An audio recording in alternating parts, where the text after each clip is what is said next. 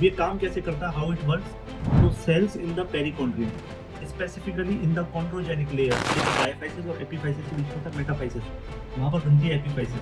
तो जो long bone होते हैं, ये मान लीजिए लॉन्ग बोन का एक and, bone formation ossification model कौन बनाता है इन तीनों में से?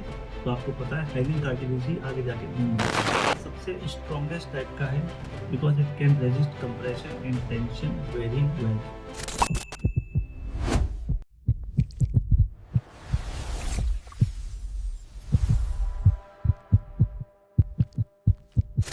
तो हेलो मेरे छात्रों, मित्रों, विद्यार्थियों, अगला जो हमारा टॉपिक है वो है कार्टिलेज की ग्रोथ के टाइप।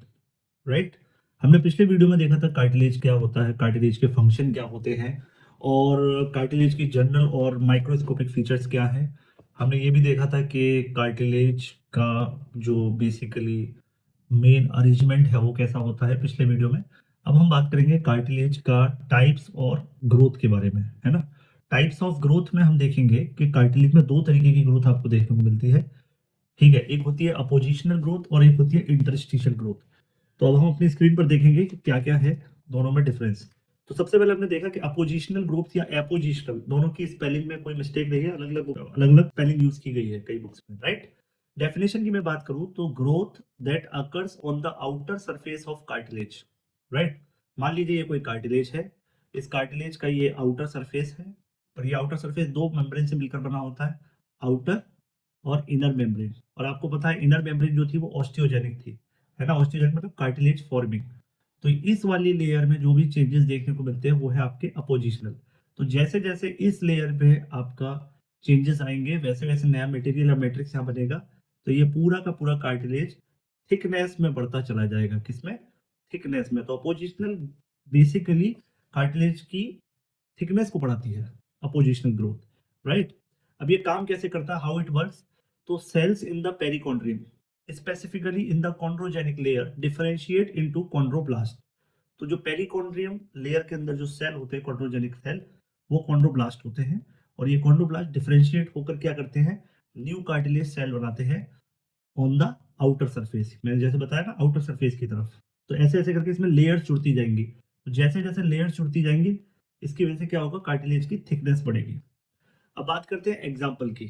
तो growth of cartilage model of long bone during foetal development when new layer are added externally. तो जो ग्रोथ ऑफ कार्टिलेज हमें देखने को मिलती है किसमें, एम्ब्रियोनिक स्टेज पर, लॉन्ग बोन्स के अंदर।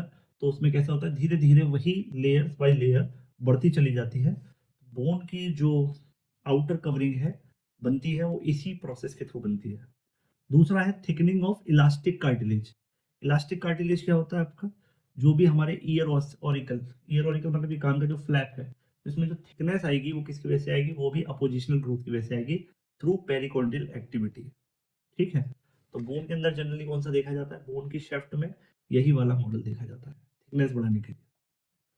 ठीक, इसमें की पॉइंट आपको क्या याद रखना है बेसिकली, कि अपोजिशनल ग्रोथ रिक्वायर्स पेरिकॉन्ड्रियम। जिस भी कार्टिलेज में पेरिकॉन्ड्रियम नहीं होगा वहां पर अपोजिशनल ग्रोथ नहीं हो सकती। तो it does not occur in areas lacking the perichondrium. मैंने आपको पहले भी बताया था कि आर्टिकुलर कार्टिलेज के अंदर पेरिकॉन्ड्रियम नहीं मिलेगा। इसके अलावा एपिफाइजल प्लेट में भी आपको पेरिकॉन्ड्रियम देखने को नहीं मिलता। क्लियर, ये मेन चीजें आपको देखनी है। इसके बाद हम बात करते हैं, सेकंड टाइप होता है interstitial growth. Interstitial is the growth that occurs from with in the cartilage. ठीक है, विद इन द कार्टिलेज पे ये काम कैसे करेगा, how it works? That chondrocyte inside the lacuna divide by mitosis and daughter cells secrete new matrix between themself, expanding the cartilage internally, often produce isogenous group or clusters of chondrocyte।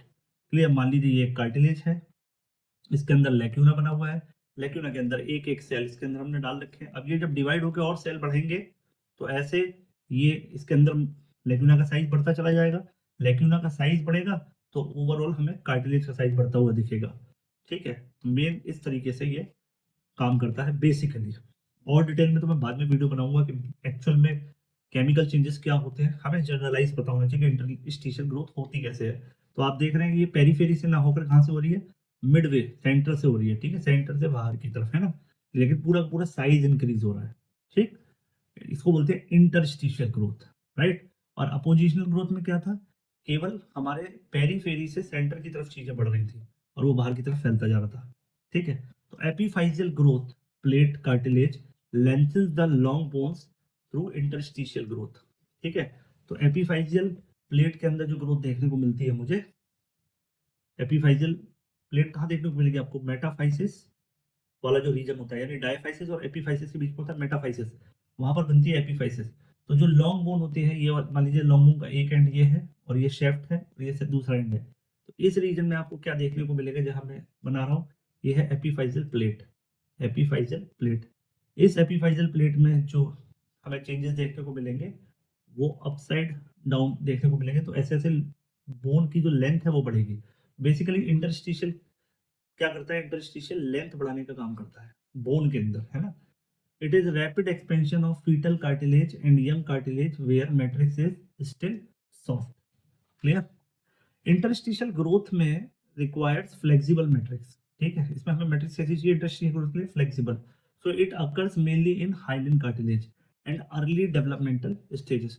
तो जहां जहां body में hyaline cartilage है, और आपको पता है कि फीटस या एम्ब्रियो का जो पूरा स्केलेटल है वो भी हाइलिन कार्टिलेज का बना होता है, तो इसीलिए वो पूरी अच्छे तरीके से जो ग्रोथ दिखाता है वो किस तरीके से दिखाता है? Interstitial growth. ठीक है, उसका जो मेन पर्पस है वो ओवरऑल डायमेंशन बढ़ाना है इंटरस्टिशियल का। जबकि अगर मैं अपोजिशन की बात करूं तो वो केवल थिकनेस बढ़ाता है कार्टिलेज। ठीक, साइज हो सकता है सेम रहे लेकिन थिकनेस बढ़ जाएगी। तो ये हो गया कार्टिलेज दो टाइप की ग्रोथ शो करता है। अब हम बात करते हैं कार्टिलेज को कंपेयर करते हैं बोन के साथ। तो देखिए, सबसे पहले हार्डनेस के बेसिस पर अगर आप कंपेयर करें तो कार्टिलेज सेमी रिजिड होता है, फ्लेक्सिबल होता है, जबकि बोन रिजिड होती है और हार्ड होती है। ब्लड सप्लाई की मैं बात करूं तो कार्टिलेज एवेस्कुलर है जबकि बोन हाईली वेस्कुलर है। नर्व सप्लाई की बात करूं तो नर्व सप्लाई नहीं होती है, लेकिन यहाँ पर नर्व सप्लाई प्रेजेंट है। पेरिकॉन्ड्रियम के सेंस में मैं बात करूं तो पेरिकॉन्ड्रियम जैसी ही आउटर प्रोटेक्टिव कवरिंग बोन में होती है, जिसको मैं पेरीओस्टियम बोलता हूँ। ठीक है, जबकि पेरिकॉन्ड्रियम सभी तरीके के कार्टिलेज में नहीं मिलती, मैंने आपको बार बार बता रहा हूँ। एक तो ये आर्टिकुलर कार्टिलेज में नहीं मिलेगी और कहाँ नहीं मिलेगी? फाइब्रो कार्टिलेज में। ग्रोथ टाइप की मैं बात करूं तो कार्टिलेज अपोजिशनल ग्रोथ भी शो करता है और इंटरस्टिशियल भी करता है, यानी ये थिकनेस में भी बढ़ता है और लेंथ में भी। जबकि बोन केवल और केवल क्या शो करती है? अपोजिशनल। यानी मैच्योर बोन क्या शो करेगी? अपोजिशनल। लेकिन जब वो इमेच्योर स्टेज में है यानी कार्टिलेजिनस मॉडल पे होगी, तब वो आपकी इंटरस्टिशियल वाली तरीके से लेंथ में बढ़ती है। क्लियर? लेकिन मैच्योर बोन कैसी रहेगी? अपोजिशनल। सेल की मैं बात करूं तो कॉन्ड्रोसाइट लेक्यूना में होते हैं 1 से लेकर 3 तक, जबकि लेक्यूना में केवल एक ही ऑस्टियोसाइट होता है बोन के केस में। मैट्रिक्स की मैं बात करूं तो मैट्रिक्स में यहाँ कॉन्ड्रिन प्रोटीन मिलती है कोलेजन प्लस प्रोटियोग्लाइकन्स के साथ। यहाँ पर कैल्सिफाइड आपको मैट्रिक्स मिलेगी, यानी कैल्शियम डिपॉजिट हो जाएगा उसके अंदर, इसकी वजह से कैल्शियम सॉल्ट मिलेंगे। रिपेयर की मैं बात करूं तो यहाँ पे लिमिटेड रिपेयर होती है क्योंकि nerve supply blood supply poor है, जबकि बोन में रिपेयर बहुत अच्छे से हो सक जाती है, जिसको हम बोन रिमॉडलिंग वाले कॉन्सेप्ट में समझ चुके हैं। क्लियर? इसके बाद मैं बात करता हूँ कार्टिलेज के टाइप्स की। तो आपके सामने स्क्रीन पर यहाँ पर 3 टाइप के कार्टिलेज है। पहला है हाइलिन कार्टिलेज, दूसरा है इलास्टिक कार्टिलेज और तीसरा है फाइब्रो कार्टिलेज। अगर मैं कलर की बात करूं तो हाइलिन कार्टिलेज ट्रांसल्यूसेंट होता है, यह ग्लासी हो सकता है, जो ब्लूइश व्हाइट कलर से रिप्रेजेंट होता है। इलास्टिक बेसिकली येलो और ओपेक होता है। फाइब्रो कार्टिलेज व्हाइट और फाइब्रस होता है। इसके अंदर कोलेजन फाइबर्स होते हैं, टाइप 2 डोमिनेंट है यहाँ पर। इलास्टिक में भी टाइप 2 होते हैं, लेकिन फाइब्रो कार्टिलेज के अंदर टाइप 1 कोलेजन फाइबर ज्यादा मिलते हैं। तो हाइड्रन और इलास्टिक में दोनों में टाइप 2 और फाइब्रो कार्टिलेज में टाइप 1 मिलता है हमको। मैट्रिक जो इसकी होती है होमोजेनस होती है और रेजिलिएंट होती है हाइड्रोलिक कार्टिलेज की। क्लियर? इलास्टिक की इलास्टिक होती है क्योंकि इलास्टिक फाइबर्स होते हैं उसके अंदर। डेंस फाइबर्स में लेस ग्राउंड सब्सटेंस होता है, वो लिटिल बिट हार्ड होता है। पेरिकॉन्डियम की मैं बात करूं तो हाइलिन के पास पेरिकॉन्डियम प्रेजेंट है, एक्सेप्ट इसका एक एक्सेप्शन कौन है? आर्टिकुलर सरफेस पे मिलने वाला आर्टिकुलर कार्टिलेज। इलास्टिक कार्टिलेज में भी आपको पेरिकॉन्डियम मिलेगा, लेकिन फाइब्रो कार्टिलेज में आपको पेरिकॉन्डियम नहीं मिलेगा। सेल्स की बात करें तो सेल्स तीनों में सेम ही रहेंगे। इन लेक्यूना ऑफ इन आइसोजिनस ग्रुप, यहाँ पे लार्जर एंड मोर न्यूमरस, यहाँ पर fewer arrange in row between the fibres. Vascularity की बात करूं तो तीनों में ही ब्लड सप्लाई पुअर है या है ही नहीं, जिसलिए क्या वर्ड यूज करते हैं? एवेस्कुलर। ठीक है, इसके अलावा मैं सपोर्ट एंड रिजिडिटी की बात करूं तो मॉडरेट लेवल का सपोर्ट या रिजिडिटी कौन प्रोवाइड करता है? आपका हाइलन कार्टिलेज। इलास्टिक के अंदर फ्लेक्सिबिलिटी ज्यादा है, जबकि सबसे स्ट्रॉन्गेस्ट जो है वो है आपका फाइब्रो कार्टिलेज। यानी आपके वर्टिब्रल कॉलम में जो इंटरवर्टिब्रल डिस्क है वो बेसिकली कैसे? Fibro cartilage strongest. फ्लेक्सिबिलिटी की बात करूं तो मॉडरेट लेवल की फ्लेक्सिबिलिटी आपको हाइलन में देखने को मिल सकती है, हाई फ्लेक्सिबिलिटी आपको इलास्टिक में दिखेगी, और बिल्कुल लो फ्लेक्सिबिलिटी आपको फाइब्रो कार्टिलेज में दिखेगी। क्लियर? शॉक एब्जॉर्प्शन में थोड़ा बहुत एब्जॉर्प्शन ये कर सकता है हाइलन, लेकिन जनरली ये डिफॉर्म हो जाता है। इलास्टिक में भी लिमिटेड है, लेकिन सबसे एक्सीलेंट किसमें है? आपका फाइब्रो कार्टिलेज में। स्मूथ जॉइंट सरफेस पर आपका क्या मिलेगा? यस, आर्टिकुलर कार्टिलेज मिलता है हमें। जॉइंट के जो सरफेस होते हैं, जॉइंट में इन्वॉल्व होने वाली बोन के, उनमें क्या मिलेगा आपको? हाइलिन। लेकिन इलास्टिक कार्टिलेज के अंदर कोई इलास्टिक कार्टिलेज आपको कहीं भी जॉइंट सरफेस पर नहीं मिलेगा। और फाइब्रो कार्टिलेज की डिस्क हमें कहाँ मिलती है? मेनिस्की। मेनिस्की हमें कहाँ देखने को मिलती है? मेनिस्की हमें देखने को मिलती है नी जॉइंट में। ठीक है, ये भी एक कनेक्टिव टिश्यू का स्पेशल टाइप का स्ट्रक्चर है। बोन फॉर्मेशन ऑसिफिकेशन मॉडल कौन बनाता है इन तीनों में से? तो आपको पता है हाइलिन कार्टिलेज ही आगे जाके बोन बनता है। तो primary cartilage for the endochondral ossification, जबकि इलास्टिक कार्टिलेज या फाइब्रो कार्टिलेज बोन फॉर्मेशन में काम नहीं आते। अब देखते हैं इनकी लोकेशन। हमने स्ट्रक्चर देख लिया, हमने उनका फंक्शन देख लिया, अब इनकी लोकेशन देखते हैं।